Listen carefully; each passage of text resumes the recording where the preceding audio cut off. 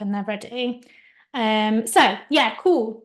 Today is a nutrition 101. So I just wanted to go over the basics of nutrition, and just make sure that everyone's kind of up to date. They know exactly sort of what they should be doing with their nutrition. Just all the little bits that I think sometimes can be overlooked and missed, especially with your training, and they're just like fundamental bits that I want you guys to have knowledge over as well. Because obviously you're given your plan and we have conversations around this together, but I just wanted it to be nice and transparent to you to make sure that it is nice and clear sort of what you should be doing with your nutrition, how different parts of your nutrition are broken down and which parts are the most important as well. So yeah, just as we're going through, if you have any questions, literally ping them into the chat straight away so that I can see and we can kind of go through them as we go through, or just unmute yourself and jump in. Either is absolutely fine. But yeah, we're going to dive straight in and sort of see where we're at with everything. And yeah, kind of go over all the different parts of nutrition, really. So first of all, why is nutrition important? I think nutrition is often quite overlooked when it comes to our training. So with our training, I think we can quite often really focus on sort of making sure we're getting those workouts in, making sure we're getting those sessions in that we need to, making sure that we're feeling kind of we're sticking to routine. But I think quite often nutrition is so overlooked. And there's a saying out there where you can't out-train a bad diet. And that is just so true. Like you cannot out-train the performance that you're doing. Whatever you do in the gym, you need to be using your nutrition to support you. It's 50% of the journey. It's so important, and without having that half of the journey, you're going to struggle to see the progress you want to make. You're going to struggle to see the progress in terms of where you want to go with your workouts, and you're just going to struggle to see the progress in terms of your performance as well. So it affects sort of the outcomes that we've got, but it also affects our performance in the sessions too. And there's so many different parts to that. It's whether you're eating enough, eating the right amount, eating the right types of food. So there's so many different areas to nutrition that are super important for that too. Alongside our like training, and obviously we've all got these goals in terms of when we want to go with our fitness journey at the minute, because obviously you wouldn't be getting an online coach if you weren't. And nutrition is also a bit so important sort of for our health.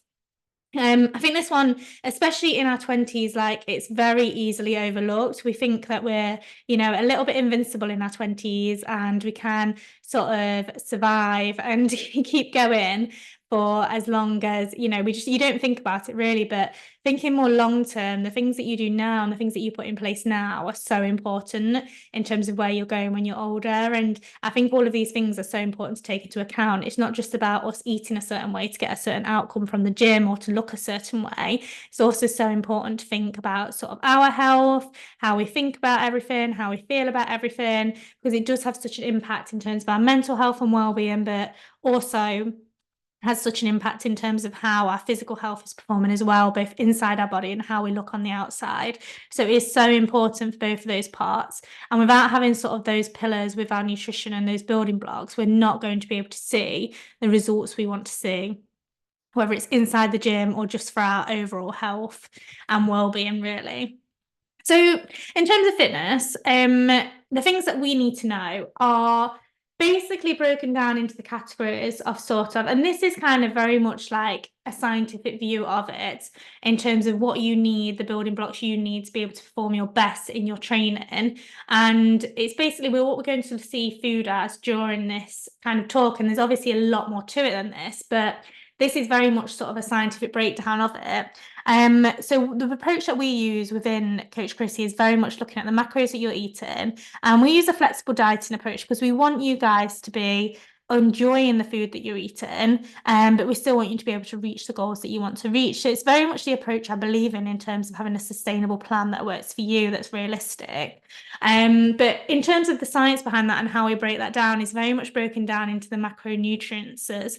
And 4 different foods is made up of different macronutrients and micronutrients. So the micronutrients are the vitamins that you get from food and minerals that you get from food, which we're not going to dive in as much to today, even though that is very important. And it's so important for things like gut health and the microbiome in our body, how we feel, how lethargic we are. Maybe that's something we will look at another point. But Today, I really wanted to focus on the macros of our food, because that is where, if we start to nail the macros of our food and get them right in our plan, that's where we will see that aesthetic performance that we want to see, and we'll also see the progress inside of the gym as well.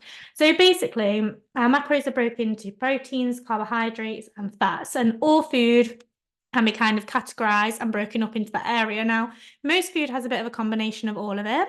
However, all food is sort of more categorized in terms of one than the other of those groups, and they do, and that's why we know that some foods are sort of high protein food, even though they may contain some fats. You know, some foods are high carbohydrate foods, but they may contain some proteins. Most of them are a bit of a mixture, but they're the three main building blocks, and where they all have a purpose in our training. And getting that balance right with those macros is so important to see those results, and that's what we're going to be really focusing on today, to make sure that we're getting there. Now, at the bottom, I've put a little note saying what else is important, because although, yes, these macros are important, you do not want to just be getting all of your nutrition from processed food. Fruit and vegetables, you know, even like when we was kids and like 5 a day was the only thing that was pushed to us, fruit and vegetables are still king, and we want to be getting as many of those in our diet as possible, because again, that leads to the helping our insides and just making sure that we feel good as well on the inside. So fruit and vegetables, you cannot beat them. You need as many of them in your diet as possible. But that's something that obviously today we're probably going to overlook a little bit, because I want to dive into those macros in a bit more detail and make sure they're nice and sort of clear to you guys. But the fruit and vegetable side of things, it's definitely something to not be neglected, and something we need to keep in our plan to make sure that we are sort of living that healthy lifestyle that we want, because that's what we want. We want long-term health when we do our coaching. So protein is probably one of the ones that you will see online being banged on about all the time. People are, you know, in the fitness industry, especially on Instagram, I think there's so much sort of talk about protein so essential, protein so important, high protein this, and it is, to be fair, there's a reason behind it. So our protein is basically the building blocks to our muscle. So when we do a weighted gym session and when we're building muscle, what happens is our muscle tears slightly and then it rebuilds, and that's how muscle grows. Now, the protein is the source and the substance that allows your muscle to rebuild and regrow. So it is crucial in terms of where we're going with our training, because we're all wanting to achieve sort of that nice toned look that we want to achieve. We're all trying to, even if we're on a fat loss journey, we're doing it while trying to build muscle too. So all of these things are super important. So yes, when you see all these things online, protein is important. Now, I can guarantee before you kind of start working with a coach, or before you sort of have that training with your fitness, you're probably not eating enough protein. 80% of women out there are not eating enough protein, and I think it's because it's massively overlooked. I think in terms of what we eat on a daily basis, it's so easy to miss this out. And if you're not educated in that area, it's very easy to sort of neglect eating enough protein. I think a lot of ladies as well are quite fearful around supplements to do with protein. And this is something that it definitely needs to kind of be abolished, because it is quite tricky. If you're working a busy lifestyle like we all are on this coaching program, it can be tricky to get your protein in without having that support from supplements. Getting your protein in from purely whole food can be really tricky. So that's why it's important to look at everything holistically and sort of the things we can put in place. But protein is really, really crucial. So when I work with clients, it depends on their goals and who they are and how their body responds. But we do usually try and get their protein up to a place where it's probably about 40% sort of their diet, 30 to 40% of the diet, depending on who they are and where they're at. Now, this is because whether you're in a fat loss phase or a muscle growth phase is just as important. Now, if you're in a fat loss phase, keeping the protein high, what it's going to do is make sure that the muscle is maintained as much as possible during that fat loss phase. So when we do a fat loss phase, it would be lovely if we could literally just strip away fat, but it's not how our bodies work, unfortunately. You do end up losing some muscle mass too. And this is why we incorporate weight training as well, resistance training, and we incorporate having a high protein diet, because that minimizes the effect of the muscle loss during a fat loss phase. So it's super important to keep your protein high during a fat loss phase. Now, if you're in a muscle building phase or a strength gaining phase, again, high protein is super important, because it's going to allow you to repair that muscle that you're trying to grow, and it's going to allow you to kind of put that work that you're putting in the gym and see the results with your muscle growth. So both is just as important. Now, in terms of protein, there are some other benefits. So there's only 4 calories per 1 gram of protein, which means it's quite you can eat quite a lot of it for quite a little amount of calories. So it's quite satisfying, basically. So if you eat something that's quite high in protein, basically you'll come away from it feeling nice and full. And again, if you are on a fat loss journey, the aim of our meals is to try and make them as filling as possible, because you don't want to feel the urge to sort of snack between meals. You want to try and kind of be full, ready for the next meal, rather than it kind of you feeling starving straight after a meal. And that's why protein is quite important, because it does satisfy us. Now, in terms of protein, it has more of a longer effect with satiety. So rather than us kind of feeling really starved and full straight away, protein releases itself much slower. So the form of energy that protein gives is a slow release of energy, which means that it should sustain us sort of over a period of time. So you don't get that spike, you kind of get more of a long-term energy source from the protein, which means that we stay full for a longer period of time when we do have a high protein diet. And that's why we don't want to just have all our protein at the end of the day by having 2 chicken breasts for dinner. We like to spread it out, and it's so important to get a high protein meal in at the start of the day, in breakfast, which is quite an easy one to skip the high protein meal, the high protein part of it too. So it's super important. Now, protein can be found in lots of areas. Meat and fish is your main area of protein, but obviously if you're vegetarian, there's lots of different options. Eggs is a great source of protein. You've got your protein shakes, you've got tofu, you've got nuts, seeds. Even being clever about it and getting breads that are higher in protein, like wholemeal breads, sourdough breads, are all great. There's lots of carbohydrate sources that also have a really high source of protein. So it's just when you go to the supermarkets, having a little look at labels and just getting a little bit mindful around sort of what are the smart switches you can make to try and up your protein as much as possible, because it's not all about kind of having to throw in a few extra protein shakes. Like, there are little switches you can make that can really help with your protein too. Now, the next area is carbohydrates. So carbohydrates are basically your body's fuel. So when people talk about sort of there's diets out there, like keto diets and things, which do work for some people, and I don't like to knock certain areas and certain diets, but I just find in terms of long-term results, carbohydrates are so important. I think they're often given a bad rep and a bad name, and I'm not really 100% sure why, because they are so important, probably just as important as protein too, to be honest.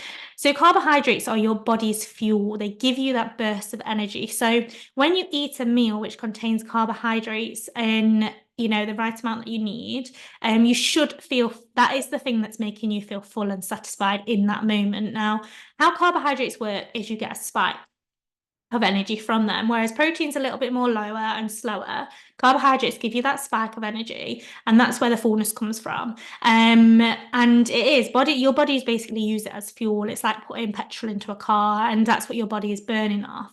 They give us energy for workouts, especially if you're doing endurance workouts, running. Carbohydrates are so important. They have a huge impact on our performance. If you're lacking carbohydrates, your performance is going to be hindered. So if you are going to the gym, you're going to find it hard to be as strong, and maybe even you'll notice that the weights that you're lifting aren't quite as heavy. If you're going on a run, you might feel a bit sluggish, a bit drained, a bit tired. Because carbohydrates are so important. They're broken down in sugar, basically, and that's what is used with our carbohydrates when we're going with them. So that's what it ends up using. If you don't have enough carbohydrates, it can lead to tiredness, fatigue. All of these things can have a huge impact on sort of where we are at and how we feel about everything. So all of these things are super important, and why it is such an important food group to keep it to account, and it's something that we should not cut out, something that's super important. And the last one that we're looking at is fats. So again, this is one, I think not so much now, but definitely in the past it's been feared and given a bad rep sort of in the industry. But fats are so important, and for us as women especially, fats are basically critical. They help with our immune system. Women need more fats than men because of our hormones.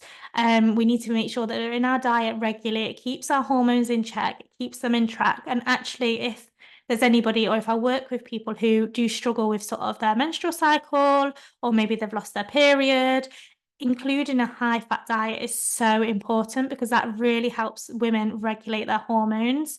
If you cut fats out your diet completely, you will start to suffer. You will feel emotional, you will feel drained, you will feel tired. You can even see drastic sort of effects from it in terms of like period loss. Fats are really important. Not only are they important in terms of sort of, I always think fats, actually, this is how I like to think about it. It's very much an inside food, what it's doing to you on the inside. They help our hair growth, our skin feel better when you're having enough fats, our nails get longer. There's so many benefits to having enough fat in your diet. And one of the big benefits to increasing sort of the fat that you're having, and this is why we try to include it in every meal, it's very much like protein. You don't get that spike of energy from fats. It's not like carbohydrates. You feel fuller for longer because how our bodies use them and utilize fats in our diet, it's over a period of time. So it doesn't just happen straight away. You use it and utilize them over the next, say, 4 to 6 hours from when you've had your food, a little bit like proteins in that sense. Now, obviously, with fats, we do have less of them than proteins and carbs because they are a little bit more calorific. So there's about per 1 gram of fat, there's about 9 calories, which means that obviously you can't eat a massive amount of them because you're going to be upping your calories massively. So a little bit goes a long way with fats, and that's why we just like to keep them in. Now, with your fats, you want to keep them as unprocessed as possible. So anything you can kind of find in that natural form is really good for fats. So nuts, seeds, salmon, avocado, all those things that we've got on the board there are really helpful. Peanut butter, anything like that is such a great form of sort of keeping your fats nice and high. And you ought to be trying to have every single day kind of something out of this combination in terms of your fats to make you feel good. It's just good for you. It's good for your inside. It's good for keeping you nice and healthy. And as women, we need to prioritize this. It's not something that can be cut out. It's not healthy to cut out as a lady. We need to keep them in our diet to keep us nice and healthy and have that rounded diet. Now, the last thing that I wanted to kind of talk about today was around supplements and what we should be taking. I think there's so much confusion, and obviously, like, there's a big market and industry around supplements. So there's a lot of sort of things out there which maybe aren't necessarily completely true. And I think it's so important to clear up because they're expensive and we don't want to waste our money on them. To be honest, you do not need any type of supplement because the position that we're in, we're all trying to build fitness into our lifestyle. We're not becoming like top athletes in an area. We're not, at the minute, unless you're doing something quite intense, like running a marathon, maybe a half marathon, sort of where kind of majority of us are at the minute, we're just trying to build that healthy lifestyle in. And supplements aren't necessary. You do not need supplements. As long as you're eating a healthy diet and you've got a range of different foods, you're eating lots of fruits and veggies, then you should be hitting all that you need for your supplements. However, having said that, there's some things that I have because it helps me achieve those goals. So, for example, the first one is protein powder. I have protein powder every single day just because I am busy. I have not got time to get all of my food sources whole from protein, and also I think it tastes nice in the recipes that I make with my protein powder. A lot of the breakfasts I have are based around protein powder because I love a sweet breakfast. I'm not a savory breakfast girl very often, and it's very difficult to increase your protein if that's you without having protein powder. Like I said, you don't need it to have a well-balanced diet, but it makes things a hell of a lot easier. So with majority of my clients, I suggest they invest in some protein powder because it just helps in terms of having that variety of food, food you enjoy, food that's going to taste nice, and there's a lot of recipes you can make from it, so it's super handy. But yeah, it's not a have to have, it's sort of a nice to have, and it does go a long way. If you're living a busy lifestyle, protein powder is so convenient for helping you to get those goals in and hit your protein goal. Vitamins, this is something that, to be honest, I'm a little bit lazy with. I would like to get better at. I think there are benefits to taking vitamins sort of every day. I think especially living in the UK and we don't get much sunshine and lots of us are inside all day working, there are definitely benefits and there's no harm in taking vitamins. Again, it's very much a sort of, you don't need them for your fitness journey, but in terms of thinking about sort of hair, skin, just that overall well-being, it can be useful. And I know they do lots of like gummy versions as well now online, which are much more pleasant to take than like the tablet form. So yeah, again, it's not something I've been sort of madly into, but it's definitely something I probably should think about a little bit more. And it's something that, like I would say, if you want to take it, you want to take it. If not, it's not going to have a huge impact on terms of your fitness goals. The last one is pre-workout. Now, I've seen a lot of sort of people taking can't speak, BCAAs, taking pre-workouts before workouts, having them sort of as they're working out. I personally have never ever used pre-workouts, and that's because I try and cut my caffeine down as much as possible. I don't like having a high caffeine diet. I become reliant on it very easily. So pre-workouts are basically just a super high dose of caffeine. So if you have that before your workout, you're going to go in there feeling buzzed, basically. So I do understand why people do it. And if they're tired, I completely get why you might. But having said that, it's not something I've ever like took seriously for a long term and seen massive results from it. I think, you can get decaffeinated versions. I think pre-workouts are, in my opinion, a mindset thing. So if you have a pre-workout, I think you can quite often trick yourself into thinking, oh, this is like making me have the energy. And if that helps you, it helps you. And I think that's great. It's a bit of a placebo. But for me, like it's not something I would have as a sort of live or die. Like I have to keep this pre-workout sort of in my routine. Personally, I think a coffee is enough. And if you can try and wean yourself off having that, you will find that your body gets used to naturally training without having anything beforehand. And like for me, I like to go to the gym first thing in the morning. And I'm really trying to get into a routine of sort of just getting up and going and not faffing about and just get into the gym and training. I don't want to be having to sort of like wait around to drink my coffee and things in the morning and pre-workout. So yeah, recently especially I've been trying to just get to the gym and I've not seen any effect on my performance at all. Some people do need that little boost in the morning, especially if you're getting up very early and maybe you've not had enough sleep. Like there is a place for it. But yeah, then again, it's not essential. I'd probably try having a coffee before you work out, before you start committing to pre-workouts, because again, they're very expensive. It is definitely a marketing tool, and all it's doing is giving you a high boost of caffeine. So just get a strong coffee because it probably tastes nicer too. But yeah, like I said, be mindful because they are high in caffeine, and we shouldn't be relying on that really in terms of our long-term goals. So that's kind of that in a nutshell. But yeah, that's kind of nutrition 101, and everything to do with sort of nutrition, where basically the fundamentals to everything and where we are with it all. So just having a look at the chat, see if we've got any questions. If you were doing your workout first thing, should you eat first? So that's a really good question. I think some people choose, it's completely personalized approach. Like some people like to train after they've eaten, they find energy from it, and there's definitely a benefit from it if you're weight training. If you eat before, you do find that you can have extra energy from it and it can help.